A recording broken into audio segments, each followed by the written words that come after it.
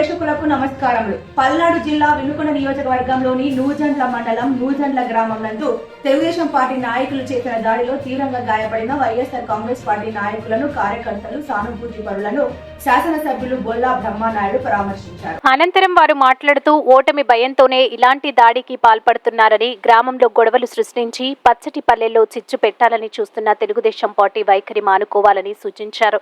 ప్రజలను గొడవలతో భయభ్రాంతులకు గురి చేసి పైశాచిక ఆనందం పొందుతున్న తెలుగుదేశం పార్టీ వారికి చట్ట ప్రకారం బుద్ధి చెబుతామని హెచ్చరించారు. ప్రమాదంలో గాయపడిన వారందరికీ పార్టీ తరపున అండగా ఉంటామని హామీ ఇచ్చారు. ఇలాంటి గొడవలు మరెక్కడా కాకుండా పోలీస్ శాఖ వారికి చర్యలు తీసుకోవాలని తెలియజేశారు. వైఎస్ఆర్ కాంగ్రెస్ పార్టీకి మద్దతుగా ఉన్నారని చెప్పి కావాలని నిన్న ఎలక్షన్ అయిపోతే ఈరోజు మారణకాండ చేసినటువంటి తెలుగుదేశం పార్టీ వాళ్ళు నూజెండ్లలో వాళ్ళ ఇష్టం వచ్చినట్టుగా ప్రవర్తించి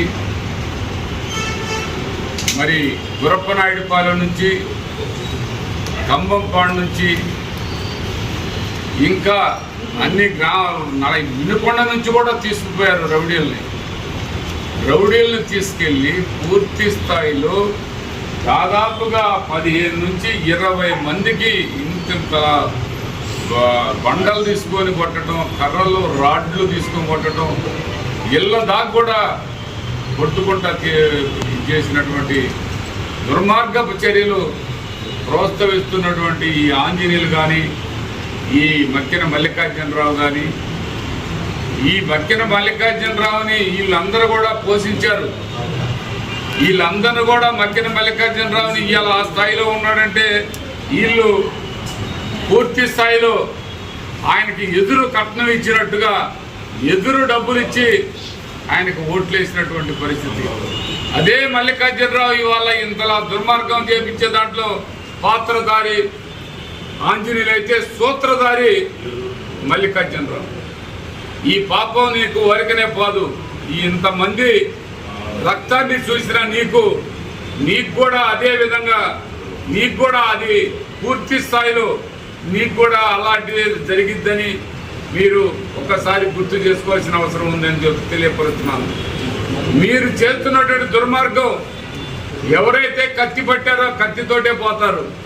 ఎవరైతే ఇలాంటి దుర్మార్గాలు చేస్తారో వాళ్ళకు కూడా అలాంటి దుర్మార్గాలతోటే వాళ్ళు కూడా అదే విధంగా పోతారు. అది గుర్తు పెట్టుకోవాల్సిన అవసరం ఉందని ఈ సందర్భంగా తెలియపరుస్తున్నాను. దాడులు ప్రతిరోజు నిన్నటి నుంచి మొదలు పెట్టారు, ఈ రోజు కూడా వదిలిపెట్టలా.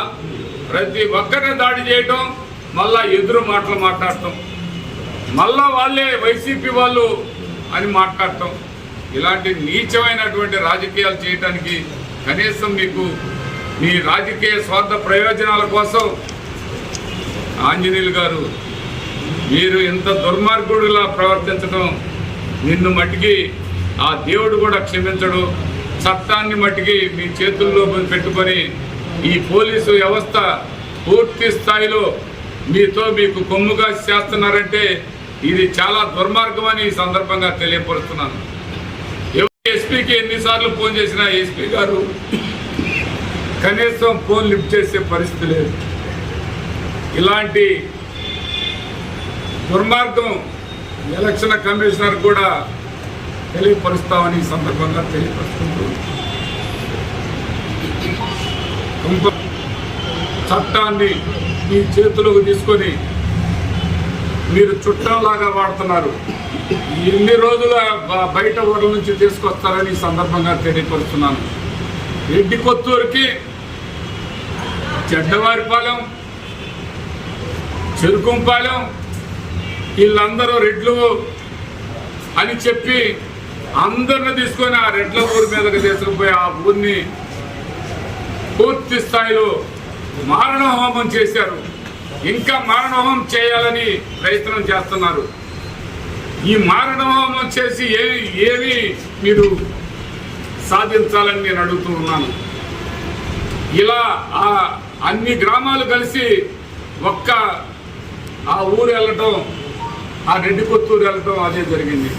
అదేవిధంగా గురప్పనాయుడుపాలెం, అదేవిధంగా కమ్మవారిపాలెం, అదేవిధంగా మారేలూరిపాలెం, అదేవిధంగా ఖమ్మంపాడు, అదేవిధంగా పవిడిపాడు, ఈ గ్రామాల నుంచి వినుకొండ నుంచి కూడా రౌడీలను తీసుకుపోయి నూజెండ్లలో వైఎస్ఆర్ కాంగ్రెస్ పార్టీ అని చెప్పి